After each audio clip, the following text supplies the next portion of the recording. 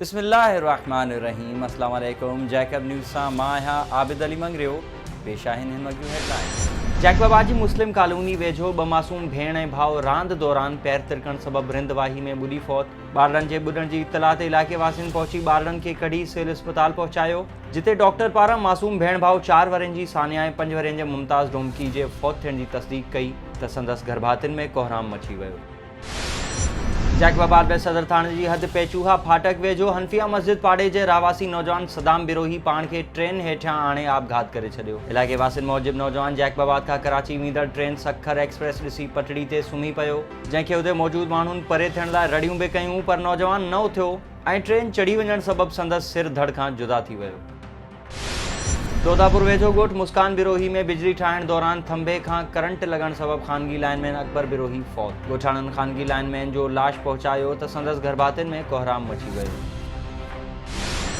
जैकबाबाद में young doctors association ऐं अखियुनि जे सर्जन डॉक्टर मुकेश कुमार जी महिनतुनि ऐं सहकार सां 10 सालनि खां पोइ अखियुनि जो ऑपरेशन थिएटर ऐं जनरल ऑपरेशन थिएटर फ़ाल deputy commissioner Ghazanfar Ali Qadri civil अस्पताल पहुची इफ़्तिताह कयो। इन मौक़े ते डेप्यूटी कमिश्नर जैकबाबाद मीडिया सां ॻाल्हाईंदे चयो त सिविल अस्पताल इंतिज़ामिया ऐं YDA जी महिनतुनि सां अॼु सिविल अस्पताल में अखियुनि जी ऑपरेशन थिएटर समेत जनरल ऑपरेशन थिएटर खे मुकमल फ़ाल बणाए इफ़्तिताह कयो आहे। हाणे सिविल अस्पताल में अखियुनि जे मरीज़नि जा मुफ़्त ऑपरेशन थींदा, जॾहिं त जनरल ऑपरेशन थिएटर बि फॉल बणायो वियो आहे। इन मौक़े ते MS सिविल अस्पताल डॉक्टर अनीसुर रहमान संजराणी YDA अॻवान मौजूदु हुआ। टरीमी रिवाह वेझो मेहरान नेशनल हाईवे ते कार जो मोटरसाइकिल खे टक्कर, नतीजे में 2 सॻा भाइर हामिद अली ऐं अब्बास अली फौत, 3 ॼणा ज़ख़्मी। इत्तला ते पुलिस पहुची लाश ऐं ज़ख़्मियुनि खे ख़ैरपुर अस्पताल मुंतक़िल कयो। हादसे जी इत्तला ते फौतियुनि जे गर्भातियुनि में कोहराम मची वियो।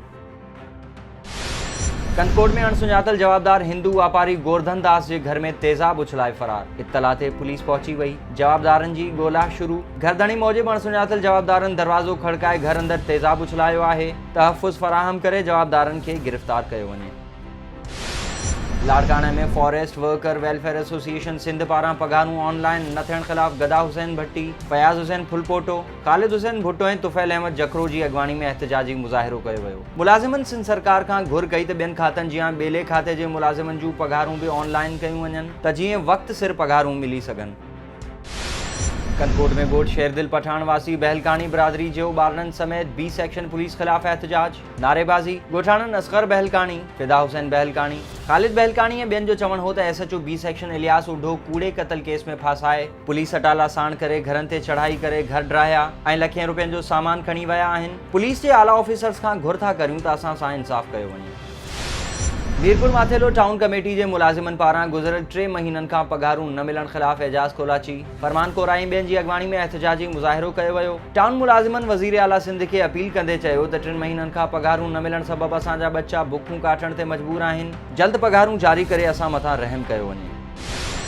शिकारपुर में बुज़ुर्गनि जे आलमी ॾियारे जे मौक़े ते सरसों ऐं हेल्पेज इंटरनेशनल जे सॾ ते सोशल वेलफेयर ऑफिस खां प्रेस क्लब ताईं जागरता रैली कढी वई। रैली में ADC 1 Ali Raza Ansari, advocacy communication officer Sabiha Bhutto समेत मुख़्तलिफ़ सियासी समाजी ऐं सरकारी खातनि जे ऑफिसरनि तोड़े शहरनि वॾे अंग में शिरकत कई। अॻवाननि रैली खे ख़िताब कंदे चयो त सिंध सरकार खे बुज़ुर्ग शहरनि लाइ जोड़ियल भलाई वारे एक्ट 2014 ते अमल कराइणु घुरिजे। बुज़ुर्गनि खे सफ़री रियायतुनि समेत इलाज, सैर सफ़र, होटल्स ऐं ॿियनि सरकारी तोड़े गैर सरकारी हंधनि ते रियायत ऐं तरजीह ॾिनी वञे।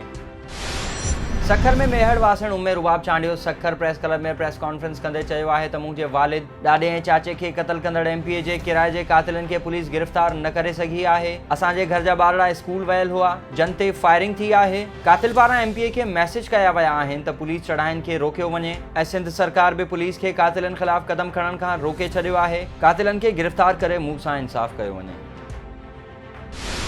ख़ैरपुर वासी प्रेमी जोड़े जो सखर में बाअसर माइटनि ऐं पुलिस ख़िलाफ़ एहतिजाज, तहफ़्फ़ुज़ जी अपील। ख़ैरपुर जे इलाइक़े अहमदपुर जे प्रेमी जोड़े सबर अली विस्तड़ो ऐं निघत विस्तड़ो जो चवणु हो त 9 महीना अॻु कराची जी अदालत में प्यार जो परणो कयो आहे, जंहिं ते बाअसर माइट सदरुद्दीन, ग़ुलाम रसूल, सनाउल्ला, अताउल्ला विस्तड़ो ऐं ॿिया जान जा वेरी बणिजी विया आहिनि। पुलिस बि संदन हिमायती आहे। तहफ़्फ़ुज़ फ़राहम करे माइटनि ख़िलाफ़ कार्रवाई कई वञे।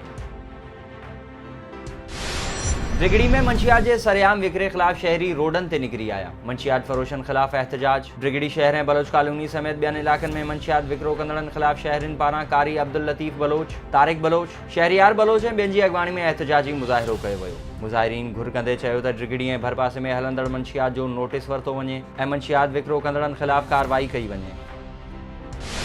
सिंध के मुख़्तलिफ़ शहरन में म्यूनसिपल ऐं टाउन कमेटी के मुलाजिमन पारां पघारूं ऑनलाइन न थियण खिलाफ एहतजाज। डहरकी में लोकल गवर्नमेंट एम्प्लॉइज़ यूनियन पारां शफीक मसीह, अली गोहर सियाल, फरमान लगारी ऐं अब्दुल रहीम महर की अगवानी में एहतजाज कयो वियो। टाउन कमेटी पंगरियो के मुलाजिमन पारां ट्रेज़री वसीले पघारन की हासिलात लाइ अब्दुल गनी कोरी, मोहम्मद खट्री आचार, अज़ीम खोसो, नज़र रिंद, मोहम्मद शीदी ऐं अशोक गुजराती की अगवानी में एहतजाजी मुज़ाहिरो कयो वियो। गुड्डू टाउन मुलाजिमन पारां पघारूं ऑनलाइन न थियण खिलाफ गुड्डू टाउन कमेटी अॻियां फैज़ मोहम्मद, मेहरान खोसो, सैयद दितल शाह ऐं ॿियनि जी अगवानी में एहतजाज रिकॉर्ड करायो वियो। मुलाजिमन जो चवणु हो त सिंध जा तक़रीबन समूरा खाता ट्रेज़री वसीले पघारूं खणी रहिया आहिनि, पर रुगो लोकल गवर्नमेंट जा खाता अञा ताईं ऑनलाइन न थी सघिया आहिनि। वॾे वज़ीर खे अपील था कयूं त असांजूं पघारूं ऑनलाइन कयूं वञनि त जीअं वक़्त सिर पघारूं मिली सघनि।